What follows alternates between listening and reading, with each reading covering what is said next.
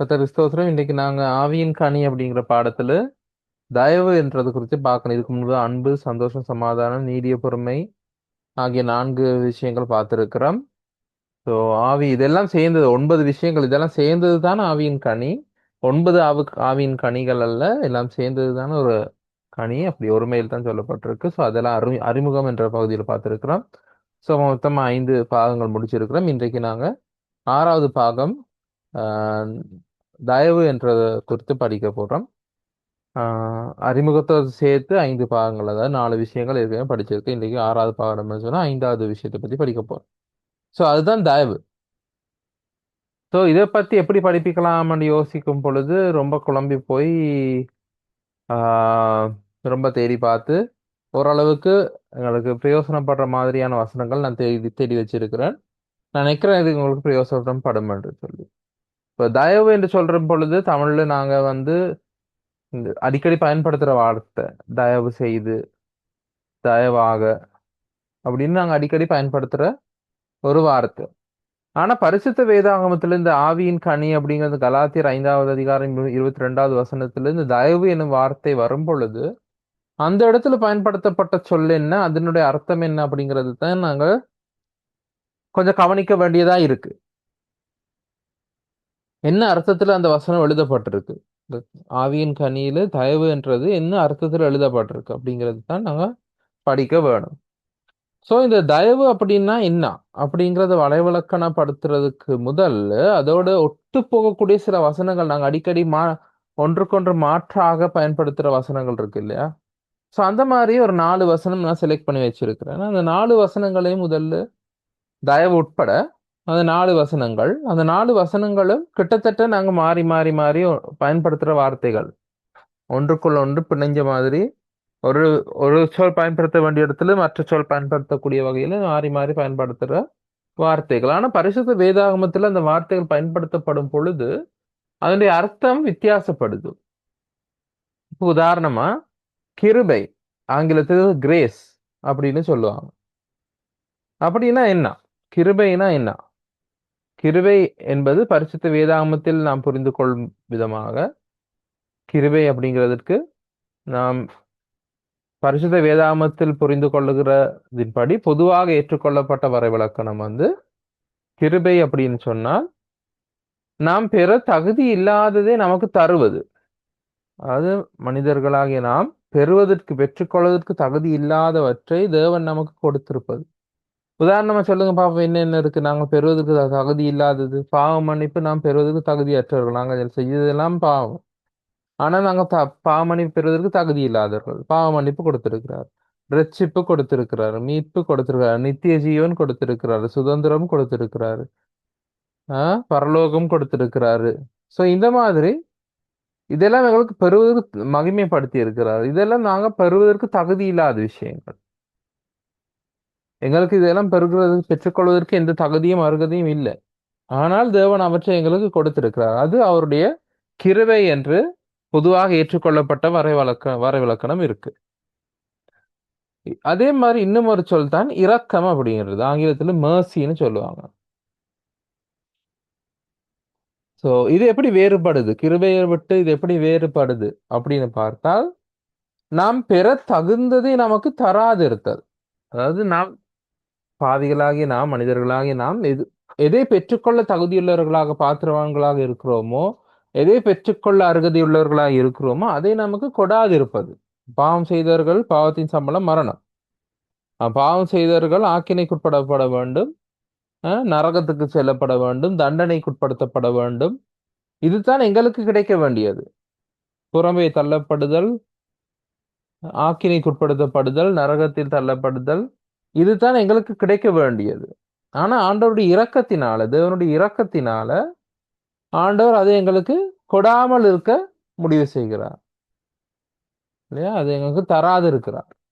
So இப்படியாக இந்த கிருபைக்கும் இரக்கத்துக்கும் இடையில வித்தியாசம் காணப்படுது. நாங்க இந்த வழக்கத்துல இந்த சொற்களை நாங்க மாறி மாறி பயன்படுத்தினாலும் பரிசுத்த வேதாகமத்தில் பயன்படுத்தப்பட்டிருக்கும் இடங்களை கவனிக்கும் பொழுது பொதுவாக இப்படியாக ஒரு வித்தியாசம் காண்பிக்கப்படுது. கிருபை அப்படின்னு சொன்னால் நாம் பெற்றுக்கொள்ள தகுதி இல்லாதவற்றை நமக்கு பெற்றுத் தருவதும், இரக்கம் என்பது நாம் பெற்றுக்கொள்ள தகுந்த தண்டனை போன்றவற்றை நமக்கு தராமல் இருப்பதும் இரக்கம். அந்த வரிசையில் தான் இன்னும் ஒரு சொல் வருது, மனதுருக்கம் அப்படிங்கிறது. மனதுருக்கம் ஆங்கிலத்தில் கம்பேஷன், கம்பேஷன் என்று சொல்லுவாங்க. ஸோ கிரேஸ், மர்சி, கம்பேஷன், கிருபை, இரக்கம், மனதுருக்கம். ஸோ இது மற்றவர்கள் நிலையை அறிந்து, இன்னும் ஒருவர் இருக்கும் நிலையை அறிந்து அவருக்காக கவலைப்படுதல், அவருக்காக இப்ப நான் 2 வார்த்தைகள் அடைப்புக்குறியில கொடுத்திருக்கேன், பரிதாபம், அனுதாபம் அப்படின்னு சொல்லி. ஸோ அவருடைய நிலையை நாங்கள் உணர்ந்தல். இப்ப ஆங்கிலத்துல 2 மேலும் சொற்கள் பயன்படுத்தப்படுது, சிம்பத்தி, எம்பத்தி அப்படின்னு சொல்லி. சிம்பத்தி, எம்பத்தி அப்படின்னு சொல்லி. இப்போ சிம்பத்தைசிங், சிம்பத்தி, சிம்பத்தைசிங் அதை நான் இங்க போடல. அப்படின்னு சொன்னால் ஒருத்தர் ஒரு கஷ்டத்தில் இருக்கிறாரு, அவருடைய நிலை எனக்கு புரியுது, நான் அவருக்காக கவலைப்படுறேன், அது சிம்பத்தைஸ். பரிதாபப்படுற மாதிரி தான் அதுவும். எம்பத்தைசிங்னு ஒரு வேர்டு இருக்கு ஆங்கிலத்துல. அது எப்படின்னு சொன்னா, அவருடைய நிலையில நான் இருக்கிறேன், அவர் ஃபீல் பண்றதை நான் உணர்றேன், அவருக்கு என்ன மாதிரி அவர் அந்த நிலையில் உணர்றாரோ அதே உணர்வு எனக்கும் இருக்கு, அவரோடு கூட நான் கவலைப்படுறேன். இப்ப சிம்பத்தி என்று சொன்னா இப்படின்னு சொல்லலாம், அவருக்காக நான் கவலைப்படுறது சிம்பத்தைசிங், சிம்பத்தி, அவரோட சேர்ந்து கவலைப்படுறது எம்பத்தைசிங் அப்படின்னு சொல்லலாம். ஸோ பரிதாபம், அனுதாபமும் கிட்டத்தட்ட அந்த மாதிரி வார்த்தைகள் தான். நாங்க இன்னொருவருக்காக அவருடைய நிலையை உணர்ந்து அவருடைய நிலையில் எங்களை வச்சு பார்க்கிறது, அவருடைய நிலையை உணர்ந்து அவருக்காக கவலைப்படுறது தான் மனதுருக்கம். அந்த வரிசையில தான் 4வதா தயவு அப்படிங்கிறது வருது. ஸோ இந்த தயவு, கைண்ட்னஸ், ஆங்கிலத்தில் கைண்ட்னஸ், ஆங்கில வேதாமத்தில் கேஜேவியில் மட்டும் இந்த இடத்துல ஜென்டில்னஸ் என்று பயன்படுத்தப்பட்டிருக்கு. கலாத்தியர் 5வது அதிகாரம் 22வது வசனத்துல இந்த ஆவின் கனி குறிப்பிடப்படுற இடத்துல தயவு என்ற சொல்லுக்கு ஆங்கிலத்தில் ஜென்டில்னஸ் என்று கேஜேவியில் மட்டும் இருக்கு. மற்ற இஎஸ்வி, என்ஐவி, மற்ற மொழிபெயர்ப்புகள்ல கைண்ட்னஸ் என்று தான் பயன்படுத்தப்பட்டிருக்கு. அது என்னன்னு தேடி பார்த்தா 1511ஆம் ஆண்டுல தான் கேஜேவி எழுதப்பட்டது. ஸோ அந்த 16ஆம் நூற்றாண்டுகள்ல ஜென்டில்னஸ் அப்படின்றது கைண்ட்னஸ் என்ற அர்த்தத்தில் தான் பயன்படுத்தப்பட்டு வந்திருக்கு. இப்பதான் ஜென்டில்னஸ் என்றது மென்மையை குறிக்கிறதா பயன்படுத்தப்படுது. ஸோ அந்த வழக்கம், சொல்லின் பயன்பாடு மாற்றம் அடைந்திருக்கு. ஸோ அந்த காலத்து 16ஆம் நூற்றாண்டுல ஜென்டில்னஸ் என்று சொன்னால் கைண்ட்னஸ் தான், தயவு காண்பிக்கிறது தான். இந்த காலத்துல ஜென்டில்னஸ் சொன்னா மென்மையா, மென்மையா நடந்து கொள்றது, மென்மை தான் ஜென்டில்னஸ் என்று இந்த காலத்தில் வழக்கத்துல பயன்படுத்தப்படுது. ஸோ சமகால மொழிபெயர்ப்புகள்ல கைண்ட்னஸ் என்ற வார்த்தை தான் பயன்படுத்தப்பட்டிருக்கு. ஸோ இதுதான் இந்த 4வது தயவு என்ற சொல். ஸோ அப்படி என்று சொன்னா, தயவு என்று சொன்னால் என்ன, நாங்க மற்றவர்களுடன் நடந்து கொள்ளும் விதம், எப்படி நாங்க மற்றவர்கள்கிட்ட நடந்து கொள்றோம், அல்லது அவரிடம் எப்படி பழகுறோம், அல்லது அவரிடம் எப்படி பேசுறோம், எப்படி நாங்க பதில் கொடுக்கிறோம். ஸோ அதுதான் தயவு. அதனாலதான் தமிழ் வழக்க சொல்லி நான் நினைக்கிறேன், அது தயவு செய்து அப்படின்னு பயன்படுத்துறாங்க. அது பொருந்தும் நினைக்கிறேன். தயவு செய்து எனக்கு இதை செஞ்சுத்தாங்க, தயவு செய்து அமருங்கள், இப்படி நாங்க மற்றவர்களோட பழகுற விதத்தை, மற்றவர்களோட நடந்து கொள்ற விதத்தை அது குறிக்குது இல்லையா? சோ இந்த 4 சொற்கள், கிருபை, இரக்கம், மனதுருக்கம், தயவு அப்படிங்கிற இந்த 4 சொற்களையும் நாங்க சில சமயம் மாறி மாறி பயன்படுத்தினாலும் கூட, இப்ப இந்த இன்னும் ஒரு சொல் இருக்கு, கருணை அப்படின்னு சொல்லு தமிழ்ல. அந்த கருணை அப்படிங்கிறதும் இரக்கம் அப்படிங்கிறதும் ஒத்த சொற்கள்னு சொல்லலாம். ரெண்டும் ஒரே அர்த்தத்துல தான் பயன்படுத்தப்படுது. தமிழ் வேதாகத்துல கருணை அப்படிங்கிற சொல் மிக குறைவாகத்தான் வருது. ஆனா அந்த கருணை அப்படிங்கிறதும் இரக்கம் அப்படிங்கிறதும் ஒரே ஒத்த சொற்கள் என்று நாங்க சொல்லலாம். ஸோ பொதுவா இந்த 4 சொற்கள், கிரேஸ், மர்சி, கம்பேஷன், கைண்ட்னஸ், கிருபை, இரக்கம், மனதுருக்கம், தயவு, நாங்க ஒன்றுக்கொன்று பயன்படுத்தினாலும் கூட மாற்றீடாக அதுல சிறு சிறு வித்தியாசங்கள் இருக்கு. ஸோ இன்றைக்கு நாங்க படிக்கிற இந்த ஆவியின் கனியில் இருக்கக்கூடிய இந்த பாகம் தான் தயவு அப்படிங்கிற இந்த பாகம். அதாவது நான் எப்படி மற்றவர்களுடன் நடந்து கொள்ளுகிறோம், மற்றவர்களுடன் நடந்து கொள்ளும் பொழுது எப்படி நாம் நடந்து கொள்ளும் விதம் தான் அந்த தயவு. கனிவாக தயவாக நடந்து கொள்ளுதல். ஸோ தேவனுடைய தயவு நாங்க எல்லாமே அப்படித்தான் பார்த்திருக்கோம் இல்லையா, இப்படி தேவனுடைய தயவு அப்படின்னு சொல்லி. ஸோ தீத்து 3வது அதிகாரத்துல ஒரு 3 வசனத்துல பாருங்க. அதாவது தீத்து 3வது அதிகாரத்துல 4வது 5வது 6வது வசனங்கள் இப்படி சொல்லுது. தொடர்ந்து 7வது வசனம் வரைக்கும் போகலாம். ஸ்லைட்ல நிறைய போட்டு நெருக்கின மாதிரி இருக்கும், அப்படினால 6வது வசனத்தோட நிறுத்திட்டேன். பாருங்க, தீத்து 3வது அதிகாரத்துல சொல்லப்படுது 4வது வசனத்துல இருந்து, நம்முடைய இரட்சகராகிய தேவனுடைய தயையும், அந்த தயை என்றது தயவு தான், நம்முடைய இரட்சகராகிய தேவனுடைய தயையும் மனுஷர் மேலுள்ள அன்பும் பிரசன்னமான போது. அப்ப தேவனுடைய 2 விஷயங்கள் என்னது, ஒன்று தயவு, இன்னொன்று அன்பு. அது ரெண்டும் பிரசன்னமான போது, அது ரெண்டும் வந்த பொழுது, அல்லது அது ரெண்டும் வெளிப்பட்ட பொழுது, நாம் செய்த நீதியின் கிரியைகளாகிய சாரி நீதியின் கிரியைகள் நிமித்தம் அவர் நம்மை ரட்சியாமல், நமது கிரியைகளின் நிமித்தம் நமது நீதியின் கிரியைகள் நிமித்தம் அவர் ரட்சியாமல் தமது இரக்கத்தின்படியே மறுஜென்ம முழுக்கினாலும் பரிசுத்த ஆவியினுடைய புதிதாக்குதலினாலும் நம்மை ரட்சித்தார். தமது கிருபையினாலே நாம் நீதிமான்களாக்கப்பட்டு, அதுக்கு பிறகு தொடர்ந்து அந்த வசனம் அவர் நமக்கு செய்த விஷயங்களை சொல்லி கொண்டு போகுது. ஸோ இதோட நான் நிறுத்துறேன்னு கேட்டா, இந்த இடத்துல அந்த நாங்க முதல்ல பார்த்த அந்த வரைவிலக்கணத்துக்காக பயன்படுத்தப்பட்ட 4 சொற்கள் 3 சொற்கள் இந்த 3 வசனத்தில் இடம்பெறுது.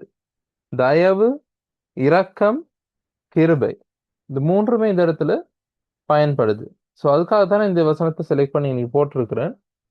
பாருங்க, தேவனுடைய தயவு நம்ம மீது எப்படி தேவன் தம்முடைய தயவை நமக்கு எப்படி காண்பித்திருக்கிறார், எங்களிடத்துல எப்படி அவர் நடந்து கொண்டு இருக்கிறார் என்று சொன்னா, நம்முடைய நீதிகளின் கிரியையின்படி, அதாவது நீதியின் கிரியைகளின் நிமித்தம், அதாவது நம்முடைய கிரியைகள் வச்சு நம்ம ரசிக்கல, நம்முடைய கிரியைகளின் அடிப்படையில அவர் நம்மை ரசிக்கல. அப்படி ரசித்திருந்தால் நம்முடைய கிரியைகளின் அடிப்படையில் நமக்கு தண்டனை தான் கொடுக்கப்பட்டிருக்க வேணும் இல்லையா. சோ அதுதான் நமக்கு அவர் கொடுக்கல. அப்படி செய்யாமல், அது அவருடைய இரக்கத்தை காட்டுது, நம்மை நீதிமானாக்கி இருக்கார். நாம நீதிமான்னு சொல்லப்படுறதுக்கு அருகதையற்றவர்கள், நாம் செய்ததெல்லாம் பாவிகள். இப்ப நீதிமானாக்கப்பட்டிருக்கிறோம்னு சொன்னால், தேவன் நம்மை பார்க்கும் பொழுது நாம் ஒருபோதும் பாவம் செய்யாதவர்கள் அப்படி என்று கருதுகிறார். அதுதான் நாம் நீதிமான்களாக்கப்பட்டிருக்கிறோம் அப்படின்ற அர்த்தம். நாம் நீதிமான்களாக்கப்பட்டிருக்கிறோம் அப்படின்ற அர்த்தம் ஒருபோதும் நாம் பாவம் செய்யாதவர்கள் என்று தேவன் எண்ணுகிறார் எங்களை. அந்த நிலைக்கு நாங்க வந்ததுக்கு காரணம் தேவனுடைய கிருபை. அது நாம் பெறுவதற்கு தகுதி இல்லாதது, ஆனால் தேவன் அதை எங்களுக்கு கொடுத்திருக்கிறார். நாம் பெறுவதற்கு தகுதியானது நம்முடைய கிரிகளின் அடிப்படையில் தண்டனை, அதை நமக்கு கொடாதிருக்கிறார், அது அவருடைய இரக்கம். ஸோ இப்படியாக இந்த வசனத்துல அந்த 3 சொற்களும் பயன்படுத்தப்பட்டிருக்கு. ஸோ அதை காண்பிக்கிறதுக்காக நான் இந்த வசனத்தை செலக்ட் பண்ணி போட்டிருக்கிறேன். உங்களுக்கு புரிஞ்சிருக்கும்னு நம்புறேன். ஸோ நம்முடைய நம்முடைய இரட்சகராகிய தேவனுடைய தயையும் மனுஷர் மேலுள்ள அவருடைய அன்பும் பிரசன்னமான போது, நாம் செய்த நீதியின் கிரியை அவர் நம்மை ரட்சியாமல் தமது இரக்கத்தின் படியே மறுஜென்மம் முழுக்கினாலும் பரிசுத்த ஆவியினுடைய புதிதாகுதலினாலும் நம்மை ரட்சித்தார். தமது கிருபையினாலும் நாம் நீதிமான்களாக்கப்பட்டு இருக்கிறோம். அடுத்து இந்த தயவு அப்படி என்ற சொல், தயவு என்ற சொல் இப்ப எப்படி நாங்க தமிழ்ல இன்றைய வழக்கத்துல நாங்க சொற்களை மாற்றி மாற்றி பயன்படுத்துறோமோ, அதே போல பரிசுத்த வேதாகமத்தை மொழிபெயர்க்கும் பொழுதும் கூட சில இடங்கள்ல வேறு சொற்கள் பயன்படுத்தப்பட்டிருக்கு. சில இடங்கள்ல வேறு சொற்கள் பயன்படுத்தப்பட்டிருக்கு. அது மொழிபெயர்ப்புகள்ல அந்த அர்த்தத்தை கொண்டு வர்றதுக்காக அவர்கள் அப்படி செய்திருக்கிறார்கள். அதனால மூல மொழியில இந்த கலாத்தியர் 5:22 பயன்படுத்தப்பட்டிருக்கும் தயவுக்காக பயன்படுத்தப்பட்டிருக்கும் சொல் என்ன அப்படிங்கிறத நாங்க தேடி பார்க்கும் பொழுது, அது கிரேக்க மொழியில எங்களுக்கு இது வாசிக்கலாம் தெரியாது, நாங்க கிரேக்கம் படிக்கலையே. கிறிஸ்டோட்டிஸ் அப்படி சொல்லப்படுது. ஸோ அந்த சொல் தான் பயன்படுத்தப்பட்டிருக்கு. ஸோ மூல மொழியில புதிய ஏற்பாடு எழுதப்படும் பொழுது இந்த சொல் வேற எந்த இடத்துல பயன்படுத்தப்பட்டிருக்கு அப்படிங்கிறது நாங்க வச்சு தேடி பார்க்கலாம். இந்த மொழிபெயர்ப்புகள்ல சில நேரத்துல ஒவ்வொரு வசனங்கள், ஒவ்வொரு சொல், ஒவ்வொரு பதம் பயன்படுத்தப்பட்டிருக்கு. ஸோ என்ன அர்த்தத்துல இந்த சொல் பயன்படுத்தப்பட்டிருக்குன்றத புரிந்து கொள்றதுக்காக, இந்த மூல மொழியில் பயன்படுத்தப்பட்ட சொல் புதிய ஏற்பாட்டுல வேற எங்கெங்க ஆஹ், அப்படிங்கிறத நாங்க வேற எங்கெங்க பயன்படுத்தப்பட்டிருக்கு அப்படிங்கிறது நாங்க தேடி பார்த்தா, ஆஹ், ரோமர் 2வது அதிகாரம் 4வது வசனத்துல நாங்க போன வாரம் நீடிய பொறுமையை பத்தி படிக்க கொள்ளையும் இந்த வசனத்தை நாங்க பார்த்தோம். நீ குணப்படும் படிக்கு தேவ தேவ தயவு உன்னை ஏவுகிறது என்று நீ அறிந்து, தேவ தயவு நீ குணப்படும் படிக்கு உன்னை ஏவுகிறது என்று அறிந்து. ஸோ அந்த இடத்துல அந்த தேவ தயவு என்ற இடத்துல, அந்த தயவு என்ற இடத்துல அந்த சொல் தான் பயன்படுத்தப்பட்டிருக்கு. ரோமர் 3:12 நீதிமான் ஒருவனும் இல்லை, நன்மை செய்கிறவன் இல்லை அப்படின்றது பயன்படுத்தப்பட்டிருக்கு. உங்களுக்கு தெரியும் அந்த வசனம் இல்லையா? ஸோ அந்த இடத்துல நன்மை செய்கிறவன் அப்படிங்கிற இடத்துலயும் தயவு செய்கிறவன் என்றது தான் மூலமொழியில பயன்படுத்தப்பட்டிருக்கு. தயவாக நடந்து கொள்றவர்கள் என்ற அர்த்தத்தில் தான் அது மூலமொழியில எழுதப்பட்டிருக்கு.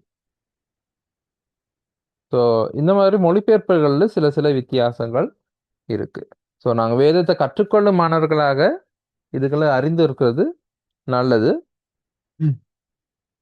ஸோ எல்லாரும் வழி தப்பி ஏகமாய் கட்டு போனார்கள், நன்மை செய்கிறவன் இல்லை, ஒருவனாகிலும் இல்லை அப்படின்னு சொல்லும் பொழுது தயவாக நடந்து கொள்ளுகிறவர்கள் எவரும் இல்லை, ஒருவனாகிலும் இல்லை என்றதுதான் அதுல அர்த்தமாக சொல்லப்பட்டிருக்கு. ஏன்னா மூலமொழியில அதே சொல் தான் பயன்படுத்தப்பட்டிருக்கு. அதே மாதிரி ரோமர் 11வது அதிகாரத்துல 22வது வசனத்துல பாத்தீங்கன்னு சொன்னா, அந்த இடத்துல அந்த வசனத்தை நீங்க வேதம் இருந்தா திருப்பி பாருங்க, கையில வேதம் வச்சிருப்பீங்கன்னு நினைக்கிறேன். திருப்பி பாருங்க, அதுல தயவு அப்படிங்கிற சொல் 3 முறை இடம்பெறுது. அதனால தான் நாங்கிட்ட பெருக்கல் அடையாளம் போட்டு 3 போட்டு வச்சிருக்கிறேன். இந்த ஒரே வசனத்துல அந்த தயவு என்ற சொல் 3 தடவை வருது. அந்த 3 தடவையுமே கிரேக்கத்துல அந்த ஒரே சொல் தான் பயன்படுத்தப்பட்டிருக்கு. வேதத்தை திருப்பி பாருங்க, ரோமர் 11வது அதிகாரம் 22வது வசனத்துல தேவனுடைய தயவையும் கண்டிப்பையும் பார், விழுந்தவர்களிடத்தில் கண்டிப்பையும் உன்னிடத்தில் தயவையும் காண்பித்தார், அந்த தயவிலே நிலைத்திருப்பாயானால் உனக்கு தயவு கிடைக்கும், நிலைத்திராவிட்டால் நீயும் வெட்டுண்டு போவாய். ஸோ இந்த இடத்துல பயன்படுத்தப்பட்டிருக்கும் அந்த தயவு அப்படிங்கிறது எல்லாமே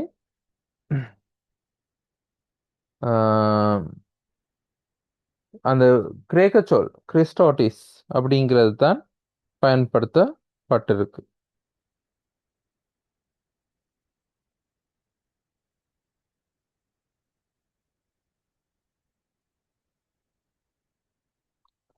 சரி, அடுத்தது 2 கொரிந்தியர் 6:6. 2 கொரிந்தியர் 6:6. 2 கொரிந்தியர் 6:6 என்ன சொல்லுது? அது ஆக்சுவலி நீங்க வாசிக்க வேணும். 4வது வசனத்துல இருந்து வாசிக்க வேணும். ஒரு நீண்ட பகுதி, நான் அந்த வேதத்தை ஸ்கிரீன்ல போடுறேன், நீண்ட பகுதி என்றபடினால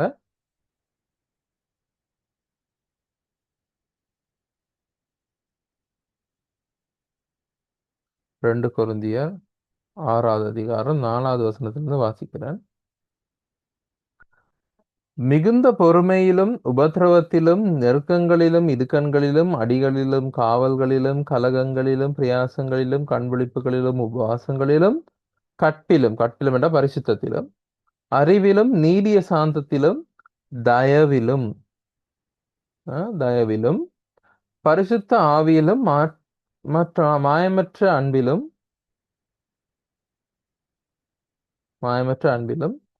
சத்திய வசனத்திலும் திவ்ய பலத்திலும் நீதியாகிய வலது இடது பக்கத்து ஆயுதங்களை தரித்திருக்கிறதிலும் கனத்திலும் கனவீனத்திலும் துர்க்கீர்த்தியிலும் நற்கீர்த்தியிலும் எத்தர் எண்ணப்பட்டாரும் நிஜஸ்தராகவும் அறியப்படாதவர்கள் எண்ணப்பட்டாலும் நன்றாய் அறியப்பட்டவர்களாகவும், அறியப்படாதவர்கள் எண்ணப்பட்டாலும் நன்றாய் அறியப்பட்டவர்களாகவும், சாகிறவர்கள் எண்ணப்பட்டாலும் உயிரோடு இருக்கிறவர்களாகவும், தண்டிக்கப்படுகிறவர்கள் எண்ணப்பட்டாலும் கொல்லப்படாதவர்களாகவும், துக்கப்படுகிறவர்கள் எண்ணப்பட்டாலும் எப்பொழுதும் சந்தோஷப்படுகிறவர்களாகவும்,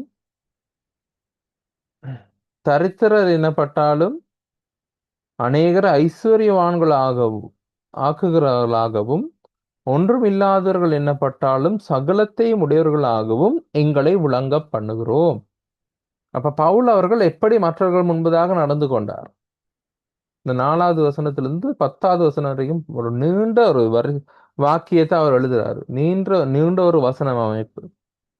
4வது வசனத்திலிருந்து 10வது வசனம் வரைக்கும் ஒரு நீண்ட முற்றுப்புள்ளி இல்லாத ஒரு நீண்ட வசனத்தை அவர் சொல்றாரு. மற்றவர்கள் முன்பதாக பவுல் அப்போஸ்தலன் எப்படி நடந்து கொண்டார், எப்படி தன்னை காண்பிக்கிறார் அப்படின்னு சொல்லி கொண்டு வரக்குள்ள தயவையும் அந்த இடத்துல குறிப்பிட்டு சொல்றாரு. சோ பவுல் அப்போஸ்தலன் தயவை காண்பித்த ஒருவராக அங்கே சொல்லுகிறார். அந்த இடத்திலேயும் கிரேக்கத்துல அதே சொல் தான் பயன்படுத்தப்பட்டிருக்கு. அடுத்தது எபேசியர் 2:6, இது ஆங்கிலத்துல 2:7வது வசனத்துல இருக்கு. அவர் நம்மிடத்தில் வைத்த தயவினாலே.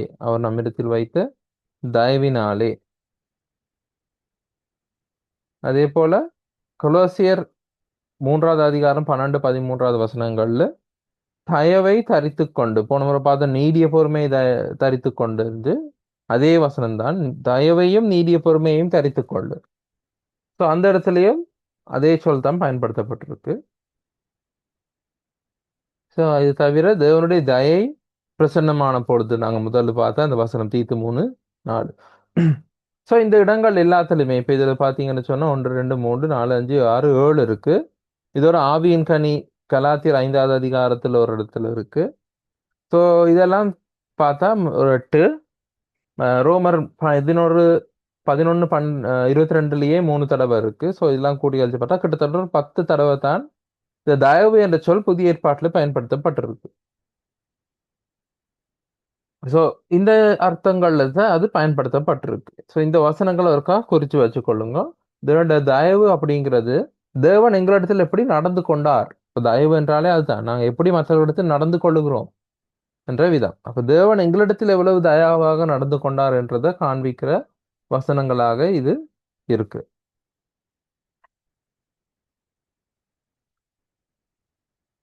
அடுத்து பார்த்தா கிறிஸ்துவின் தயவு. கிறிஸ்து இந்த பூமியில வாழ்ந்த காலத்துல அவர் மக்களிடத்துல காண்பித்த தயவு.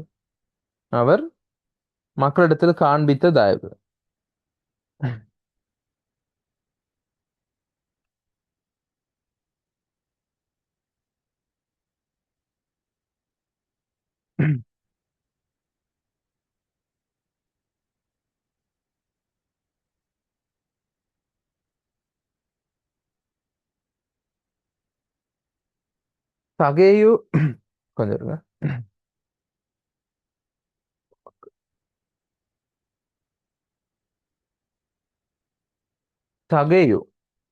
சகேயுனிடத்துல ஆண்டவர் எப்படி தயவு காண்பித்தார்? சகை என்பவன் யார்?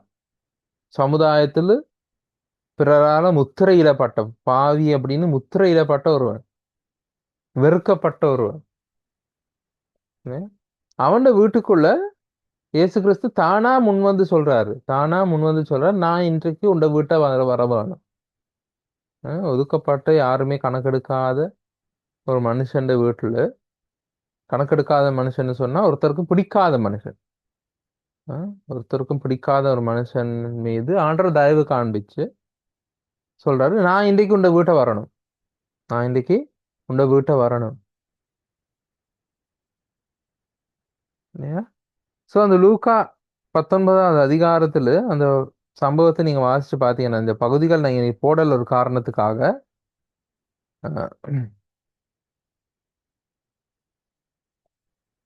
இன்று இந்த வீட்டுக்கு ரட்சிப்பு வந்தது அப்படின்னா இயேசு கிறிஸ்து சொல்றாரு இல்லையா. அந்த வீட்டுக்குள்ள போயிட்டு அவன் மனம் திரும்புகிறான், மனம் திரும்புதலின் கனியை காண்பிக்கிறான். ஸோ இன்று இந்த வீட்டுக்கு ரட்சிப்பு வந்தது அப்படின்னு ஸோ ஆண்டர் அந்த சகையை மீது காண்பித்த அது தயவு.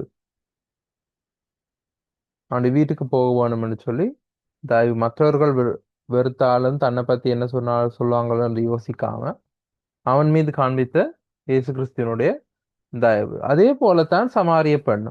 யோவான் 4வது அதிகாரத்துல சமாரிய பெண். நான் இந்த வசனங்கள் போடக்கூடாதுன்னு நினைச்சிட்டு இருந்தேன். ஆனா விளக்கப்படுத்தக்குள்ள தானா வருது. சமாரிய பெண் அவளும் ஒதுக்கப்பட்ட ஒருவர்.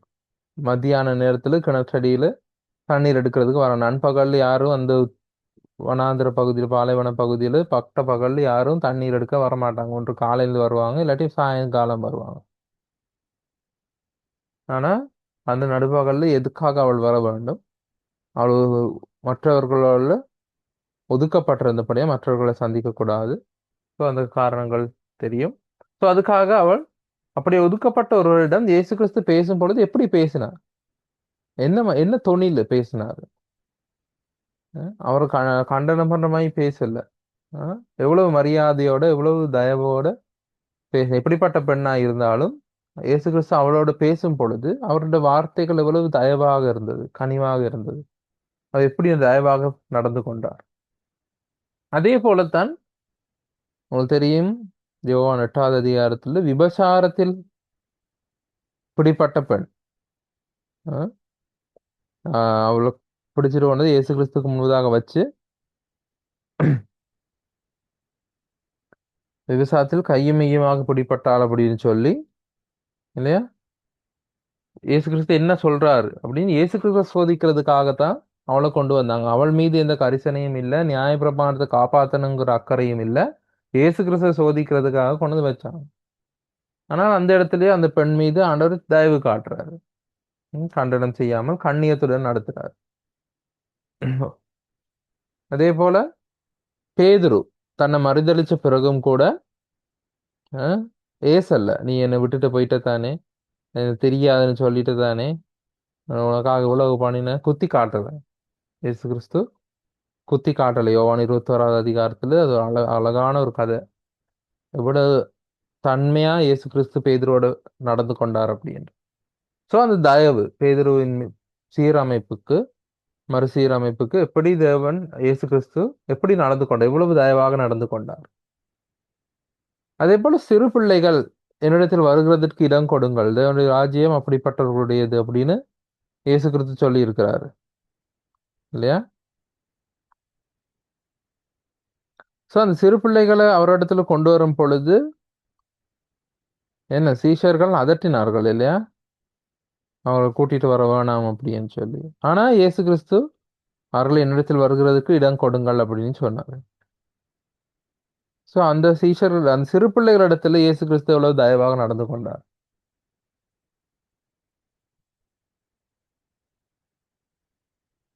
அதே போல மால்கூஸ் தெரியுமா, கேள்விப்பட்டிருக்கீங்களா? மால்கூஸ்ன்றது கெத்செமனே தோட்டத்துல பேதுரு அந்த ஒரு போர் சேவகண்ட காதை வெட்டினான். அவன் பேர் தான் மால்கூஸ். சோ தன்னை பிடிக்கிறதுக்காக வந்த அந்த போர் சேவகனையும் குணப்படுத்துகிறார், காதை குணப்படுத்துறாரு இயேசு கிறிஸ்து. அப்ப எவ்வளவு தயவு காண்பிக்கிறார்.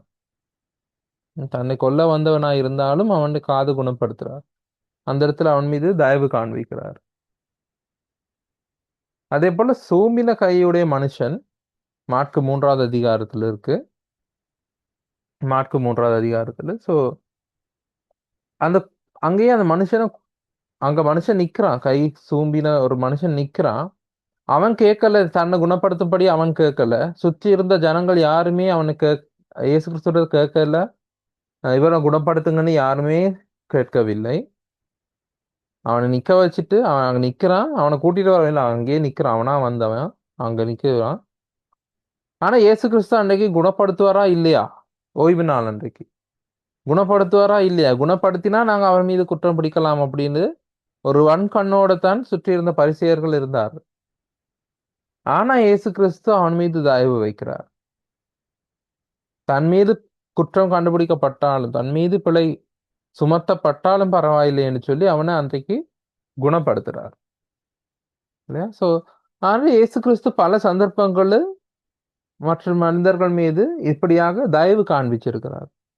இந்த மாதிரி நாங்க சந்தர்ப்பங்கள் நாங்க வாசிக்கும் பொழுது, புதிய ஏற்பாடுல விசேஷமா இயேசு கிறிஸ்து தயவு காண்பிச்ச சந்தர்ப்பங்கள் பயன்படுத்தும் பொழுது, எங்களுக்கு சிலர் ஞாபகம் வரலாம். நாங்க வீதியில கண்டவர்கள், எங்களுடைய சபையில நாம் கண்டவர்கள், சில பேர் எங்களுக்கு ஞாபகம் வரலாம். இல்லையா? அவர்களிடத்துல நாங்க எப்படி தயவு காண்பிச்சிருக்கிறோமா? என்றதுதான் கேள்வி. நாங்க அப்படிப்பட்டவர்களிடத்துல தயவு காண்பிச்சிருக்கிறோமா என்றதுதான் கேள்வி. சோ, நாங்க ஆவிக்குரியவர்கள்னு சொல்லிக் கொள்வோமா இருந்தால், ஆவியின் கனி எங்களில் காணப்பட வேண்டும். நல்ல மரம் நல்ல கனிகளை கொடுக்கும். கெட்ட மரம் கெட்ட கனிகளை கொடுக்கும். நல்ல மரம் கெட்ட கனிகளை கொடுக்கக்கூடாது. கெட்ட மரம் நல்ல கனிகளை கொடாது. அந்தந்த கனிகளின் அதினதின் கனிகளினாலே அந்தந்த மரங்களை நீங்கள் காண்பீர்கள் அப்படின்னு தான் நாங்க அறிமுக பகுதியில வாசிச்சோம் நாங்க இல்லையா? மத்தேயு 7வது அதிகாரத்துல. சோ நாங்க எந்த கனியை காண்பிக்கிறோமோ, எப்படிப்பட்ட கனியை காண்பிக்கிறோமோ அப்படிப்பட்டவர்களாகத்தான் நாம் இருக்கிறோம். சோ நாங்க எங்களை ஆவிக்குரியவர்கள்னு சொல்வோமா இருந்தால் நாங்க மற்றவர்களிடத்துல தயவு காண்பிக்க வேண்டியவர்களா இருக்கிறோம். சோ அவர்கள் எப்படிப்பட்டவர்களா இருந்தாலும், அவர்களுடைய நிலைமை எப்படிப்பட்டதா இருந்தாலும், சமுதாயம் அவர்களை எப்படிப்பட்டவர்களாய் பார்த்தாலும், நாங்க அவர்களிடத்துல தயவு காண்பிக்கிறோமா? கிறிஸ்துவின் தயவு எங்களுக்குள் செயல்படுகிறதா? அதுதான் கேள்வி இன்றைய நாளில் நாங்க எங்களை கேட்டுக்கொள்ள வேண்டிய கேள்வி. சோ படிப்பிக்க வேண்டிய விஷயங்கள் இவ்வளவுதான். தயவு பற்றி நாங்க சிந்தித்து பார்க்க வேண்டிய விஷயம் தான் இருக்கு. நாம் எப்படி தயவாக நடந்து கொள்றோமா? மற்றவரிடத்தில் நடந்து கொள்ளும் விதம் தான் தயவு. தயவுன்னு சொன்னா நாங்க மற்றவரிடத்தில் நடந்து கொள்ளும் விதம், மற்றவர்களுக்கு பதில் கொடுக்கும் விதம்.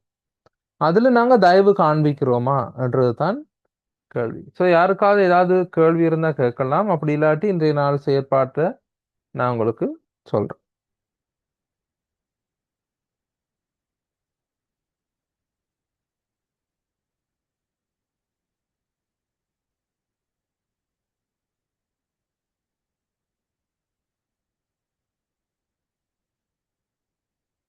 சரி. இப்ப போன வாரம் நான் உங்களுக்கு செயற்பாடு கொடுத்திருந்தேன். நான் யோனா புத்தகத்தை வாசிச்சு ஒரு கட்டுரை, சிறு கட்டுரையில ஒரு கட்டுரை, குறைந்தது 100 சொற்கள் இருக்க வேணும். குறைந்தது 100 சொற்கள் இருக்க வேணும். ஆனா ஆஹ், ஆஹ், அதிகபட்சம் எவ்வளவு வேணாலும் இருக்கலாம். 1000 2000 எவ்வளவு வேணாலும் இருக்கலாம். பிரச்சனை இல்லைன்னு சொல்லி சில பேர் எழுதி அனுப்பியிருந்தீங்க. நல்லது. ஆஹ், மிக அருமையாக எழுதியிருந்த ஒரு சகோதரியும் இருந்தாங்க. நல்லா இருந்தது. ஆம், இன்னும் சில பேருட வாசிக்கும் பொழுது இன்னும் கொஞ்சம் ஆழமா யோசிச்சிருக்கலாம். தெரிஞ்ச கதையை அப்படியே எழுதாம, இதுதான் நடந்த கதை அப்படி என்று இவனோட கதையை சும்மா எழுதாமல் அதை கொஞ்சம் இன்னும் கொஞ்சம் ஆழமா யோசிச்சிருக்கலாமோ என்று யோசனை வந்தது சிலருடைய கட்டுரையை வாசிக்கும் பொழுது. ஸோ மேலதிக வசனங்களையும் சேர்த்து அதோட ஒப்பிட்டு எழுதியிருக்கலாம். இன்னொரு வசனத்தையும் கொண்டு வந்து அந்த இடத்துல எழுதி அப்படிங்கிற கருத்துக்களும் வந்தது. எப்படியா இருந்தாலும் செய்யாதவங்க யாரும் இருந்தீங்கன்னா தொடர்ந்து முயற்சி செய்யுங்க கட்டுரை எழுதுறதுக்கு.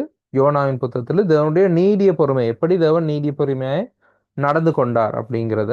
இப்ப கட்டுரையா நீங்க எழுதும் பொழுது தெரிஞ்ச கதையை மட்டும் எழுதுறதை விட அதுல நீங்க கொஞ்சம் யோசிச்சு பார்க்கணும். இப்படி ஒண்ணு நடக்காம இருந்திருந்தால், இல்லாட்டி மாறி நடந்திருந்தா எப்படி இருந்திருக்கும், அப்படி இதெல்லாம் நீங்க யோசிச்சு அதை வாசிக்கிறவங்களுக்கு வாசிக்கிறவங்க யோசிக்கிற மாதிரி அவர்களுடைய சிந்தனையை தூண்டும் விதத்துல நீங்க அந்த கட்டுரைகளை கொஞ்சம் எழுத முயற்சிங்கன்னா நல்லா இருக்கும். ஆஹ் இந்த முறையும் உங்களுக்கு ஒரு கட்டுரை தான் இருக்கு. ஆனா இந்த முறை வந்து அந்த மாதிரி பெரிய கட்டுரை எல்லாம் இல்ல, சிறு கட்டுரை தான். இந்த முறை இருக்கிற செயற்பாடு வந்து சிறு கட்டுரை. 2 இருக்கு. ஆனா இந்த முறை செயற்பாடு 2 இருக்கு. இந்த வாரத்துக்கான செயற்பாடு உங்களுக்கு 2 இருக்கு. இந்த செயற்பாடு நான் உங்களுக்கு கொடுக்கறது வந்து உங்களுடைய திறமைய சோதிக்கிறதுக்கு இல்ல, உங்களுடைய அறிவை சோதிக்கிறதுக்கு இல்ல, ஒருத்தரோட ஒருத்தர் ஒப்பிட்டு பார்க்கறதுக்காக இல்ல. ஆனா இந்த செயற்பாடுகள் நீங்க செய்யும் பொழுது நீங்க மேலதிகமா கற்றுக்கொள்றீங்க. இப்ப எங்களோட பைபிள் ஸ்டடி செய்யறதுல அர்த்தமே அதுதானே.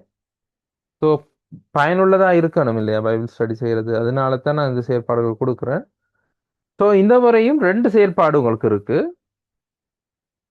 ஒன்று தான் நாங்க முதல்ல பார்த்த இந்த கதாபாத்திரங்கள் இருக்குதானே, சகேயு, சமாரிய பெண், விபசாரத்தில் பிடிக்கப்பட்ட பெண், பேதுருவின் மறுசீரமைவு, சிறு பிள்ளைகள் இயேசு கிறிஸ்து ஏற்றுக்கொள்ளுதல், மல்குஸ், சூமின கையுடைய மனுஷன், இப்படி 7 கதாபாத்திரங்கள் நாங்க பார்த்துனாங்க.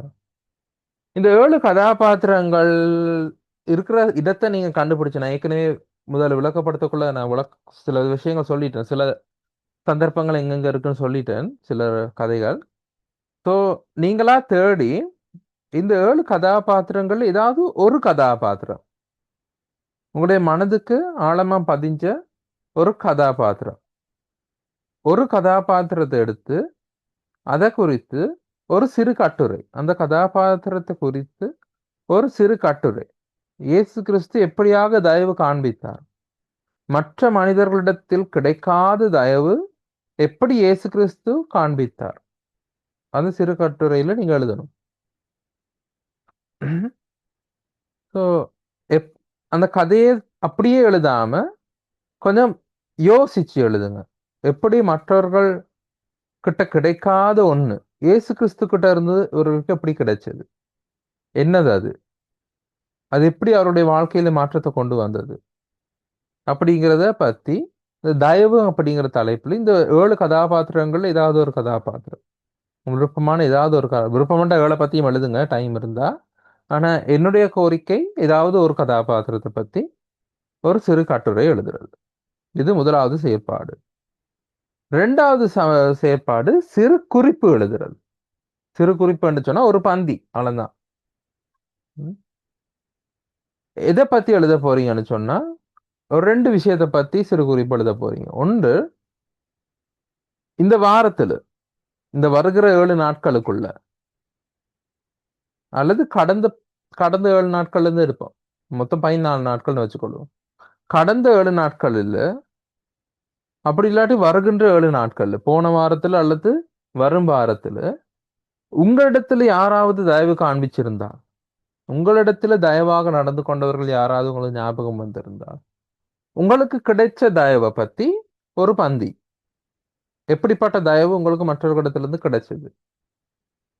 அப்படி இல்லாட்டி நீங்க ஒருவேளை எதிர்பார்த்து இருந்தீங்கன்னு சொன்னா, எனக்கு இந்த இடத்துல இப்படி ஒரு தயவு கிடைச்சிருக்கலாமே எதிர்பார்த்திருப்பீங்க, ஆனா அந்த இடத்துல கிடைக்கவில்லை அப்படின்னா கூட பரவாயில்லை. உங்களுக்கு கிடைத்த தயவு கிடைக்காமல் போன தயவு எதா இருந்தாலும் பரவாயில்லை. போன வாரத்துல அல்லது வருகிற வாரத்துல உங்களுக்கு கிடைச்ச தயவு அல்லது கிடைக்காத ஒரு தயவை பத்தி ஒரு பந்தி. அதே மாதிரி இந்த வருகிற வாரத்துல அல்லது முக்கியமா வருகிற வாரத்துல நீங்க யார் மீதாவது தயவு காட்டுங்க, யார் மீதாவது தயவா நடந்து கொள்ள பாருங்க. அந்த நடந்து கொண்ட சந்தர்ப்பத்தை பத்தி, யார் மீது நீங்க தயவாக இருந்தீர்கள் அப்படிங்கிறது குறித்து ஒரு பந்தி, ஒரு சிறு குறிப்பு.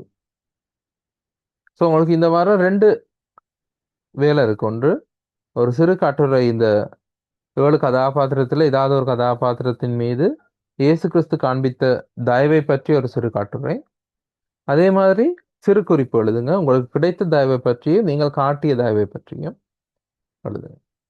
ஸோ இதுதான் இந்த வாரத்துக்கான செயற்பாடு. அடுத்த முறை நாங்கள் நீடிய பொறுமை, தயவு, நற்குணத்தை பத்தி படிக்க வேணும். ஏன் கலாத்தியர் புத்தகத்துல 5வது அதிகாரம் 22வது வசனத்துல அதுதான் இருக்கு அடுத்ததாக, நற்குணம். ஸோ அதை பத்தி நாங்கள் அடுத்த முறை படிக்க வேணும். ஸோ யாருக்கா யார் கேள்வி இருந்தால் கேட்கலாம். அப்படி இல்லாட்டி குரூப் டீட்டெயில்ஸ் உங்களுக்கு இருக்கு, என் ஃபோன் நம்பர் இருக்கு, அதை நீங்கள் நோட் பண்ணி வச்சுக்கொள்ளலாம். யாராவது ஜெபம் பண்ணீங்கன்னு சொன்னா இந்த நாள் ஸ்டடியை நாங்கள் முடிக்கலாம்.